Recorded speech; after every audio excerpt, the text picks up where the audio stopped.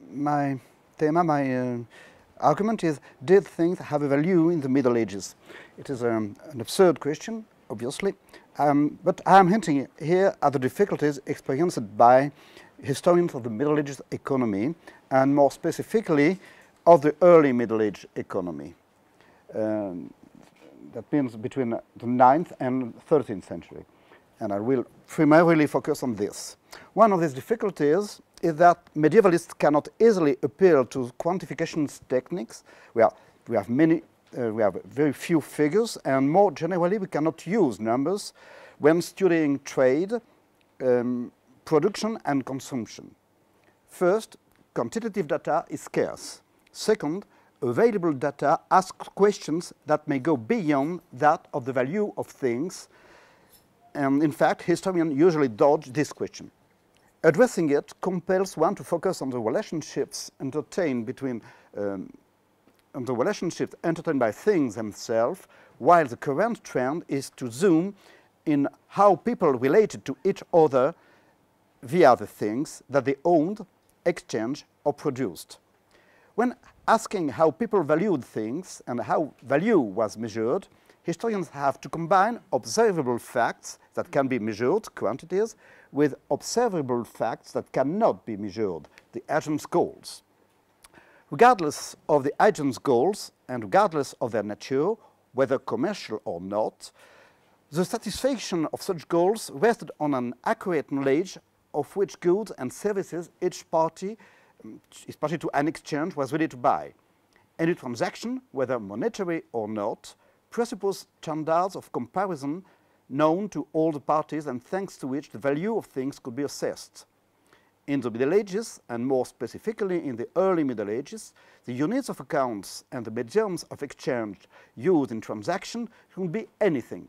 Money, obviously, but also drinks, bread, grain, horses, cows, mules, goats, donkeys, also weapons, sometimes tools, and later on, books. The use of such and such objects was partly determined by what was locally accessible and partly by the intentions that motivated the transaction. Let me take the example of the land. The motivations behind the sale of a plot of a farm range from the desire to purchase livestock, tools, or food to the preparation of a marriage, let alone the actualization of cliental ties.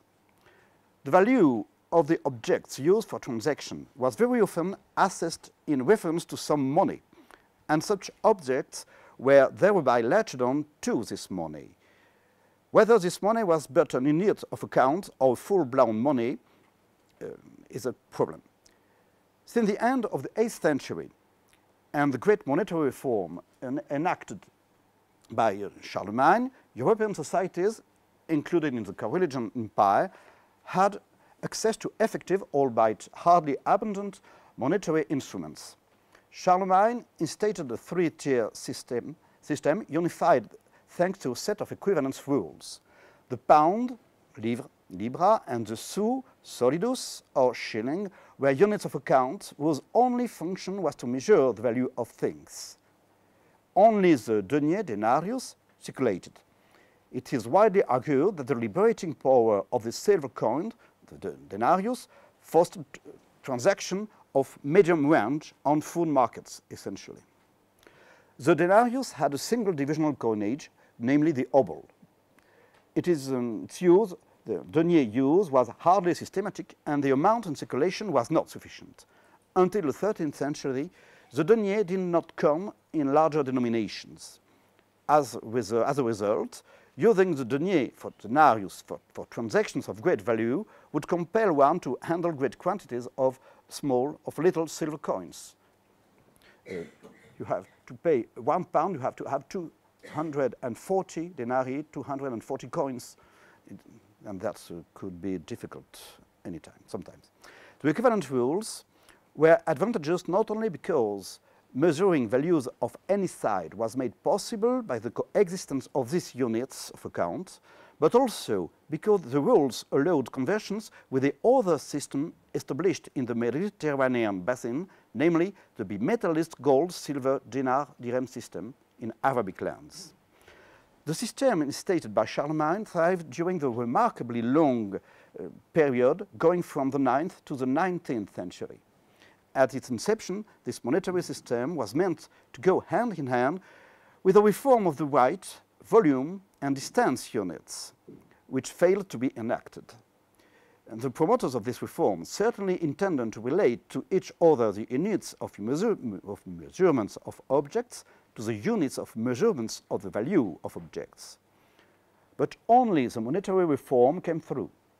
Moreover, from the second half of the 9th century to the beginning of the 13th century, the public sphere became more and more divided, leading to an increasing number of mounting authorities and subsequently to a remarkable variation in the physical properties of the denier, the weight and the quantity of silver contained in it.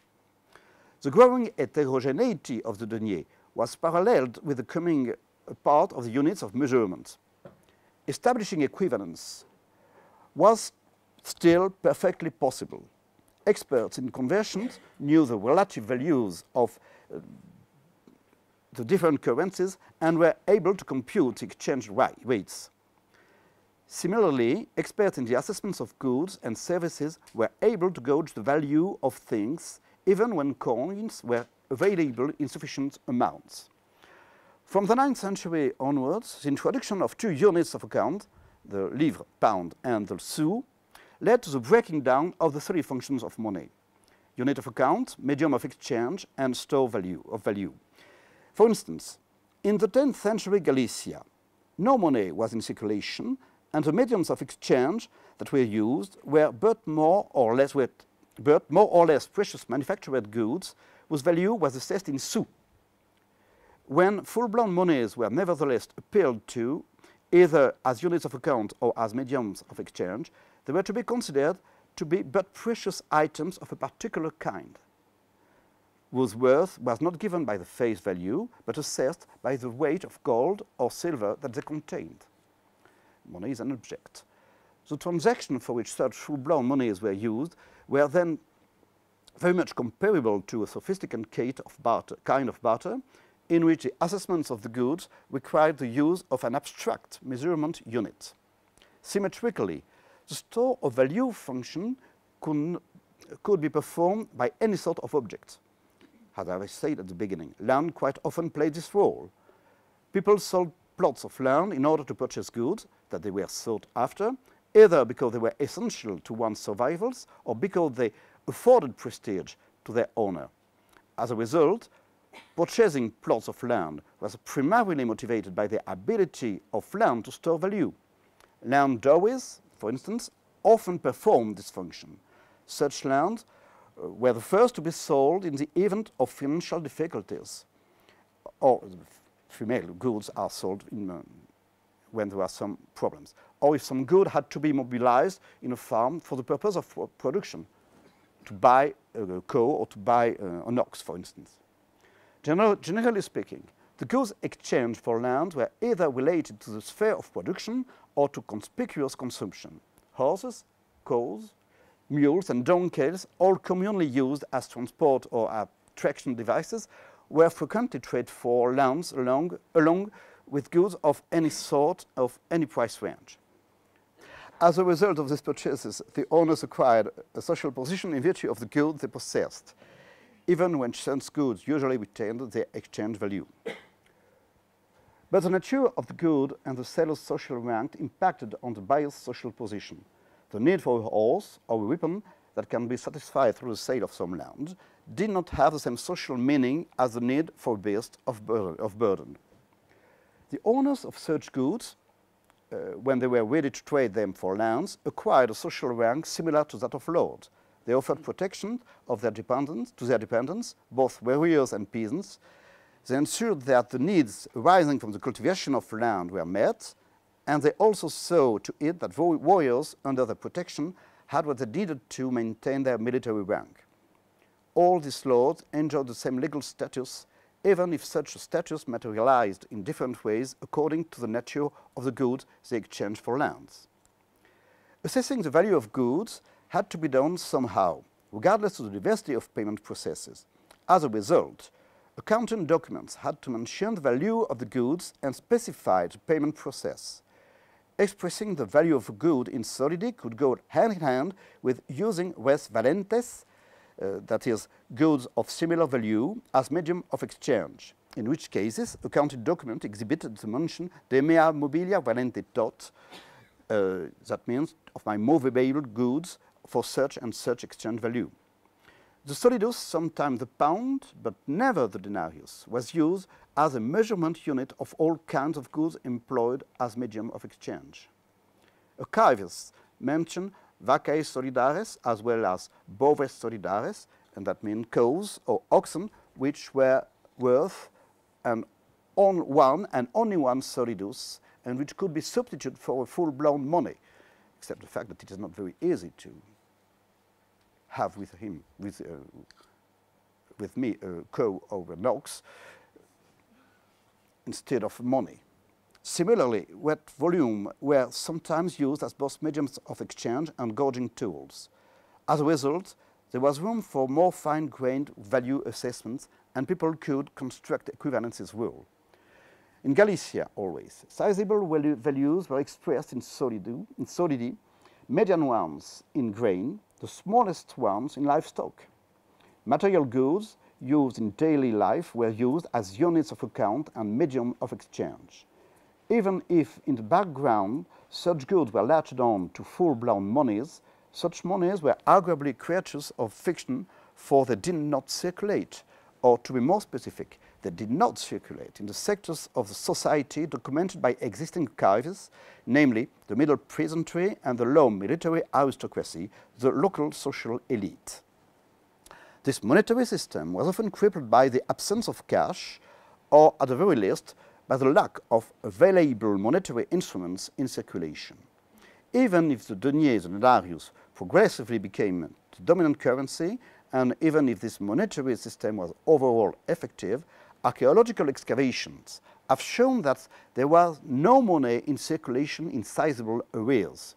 To take an example, and it is not the only one, Rome and its surroundings did not have access to cash in the 8th, 11th centuries. Also, trade was most certainly thriving. It is hard to make sense of this paradox unless res valentes or monetary instruments like ingots were used as mediums of exchange in day-to-day transactions, or if there existed credit mechanisms like toll sticks. Archaeological studies carried out in other parts of Europe showed that intense commercial exchanges did not only occur in societies in which mountain money was in circulation. Precious metals modeled into ingots were sometimes substituted for money, provided that their weight and their composition were common knowledge and publicly certified. It would be interesting to explore further the way in which such and such public authority acquired the power to certify the quality, measure and weight of the metal used as a currency. Note also that in the early Middle Ages, some societies did not need cash at all, or to a minimum extent. In such societies, people exchanged material objects, even in the absence of commercial transactions. I shall take a few examples to end. The first one involves Louis de Ferrières, a 9th century highly lettered monk close to Charles the Bold, and appointed about to a respectable monastery, yet plagued with worrisome economic problems. Louis made the decision of rebuilding the church of the abbey, and as a result sent an embassy to the King of Wessex to ask him if he would agree to offer as a gift a sufficient quantity of lead for the roof. In return, Louis would commit himself to pray for the salvation of his donor. This transaction involved a measurable material good whose value could be assessed, namely lead, and an inestimable good, namely monks' prayers. In some way, monks offered to convert a precious good into the means by which the sovereign's salvation could be secured. This conversion was consequently two-dimensional, both economic and spiritual. The two parties exchanged goods, values were not comparable prayers in exchange for lead, for they had the ability to convert a material good into one's salvation. Monks were held in high regard when involved in non-commercial transactions.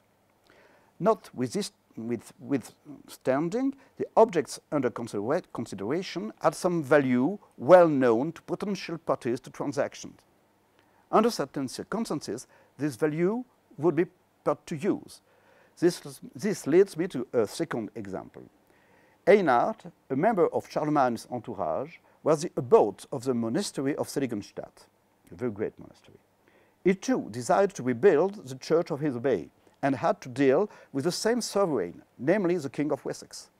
The commercial negotiations that ensued included letters of intent, the setting of a price, 50 silver pounds, which is a considerable amount, that the abbot committed himself to pay while his provider agreed to deliver the required amount of lead. So he paid. Put differently, that things, whether produced or traded, had value was a primitive fact of economic life to which agents paid attention, or not, given the goal they were after. One last example may help us to grasp the fair deal of arbitrariness involved in this question. In fact, it has been used yesterday by Laurent Feller. In 1813, the abbot of the monastery of Corbie was a Carolingian prince called Adélard, and also one of the Charlemagne's cousins had to supervise a real estate exchange between two monasteries, a plot of land versus another plot of land in northern Italy. In virtue of a sacrosanct rule that obtained at that time, this kind of transaction had to result in a zero-sum game. The abbot had access to thorough information about the lands involved in the transaction, especially information about the surface area, the crops cultivated on both lands, the layout of facilities, and their overall state. He was also aware of their market value. They had a market value. As a result, he was able to compare both properties so as to make sure that the transaction was fair. More specifically, he had enough information to work out the ratio specifying what surface area of one property was worth and what surface area of the other property was worth. As it stood, market prices resulted in a 1 to 7.5 ratio. 1 unit of surface in the plot A was equal to 7.5, etc. Without telling why, the abbot altered this ratio by increasing the value of 1 unit of superficie of the lands by 1/3 and by decreasing the value of the unit of superficie, the jugerum, of the other by 1/3. The ratio he arrived to was 1 to 3. Resulting in a fairer balance to trade. Instead of exchanging 1 against 7.5, they exchanged 1 for 3. The abbot was a peculiar economic agent. In virtue of his position as an abbot and as an imperial agent, he was endowed to the highest degree with discretionary powers, entitling him to assess the value of goods in a clear-headed way.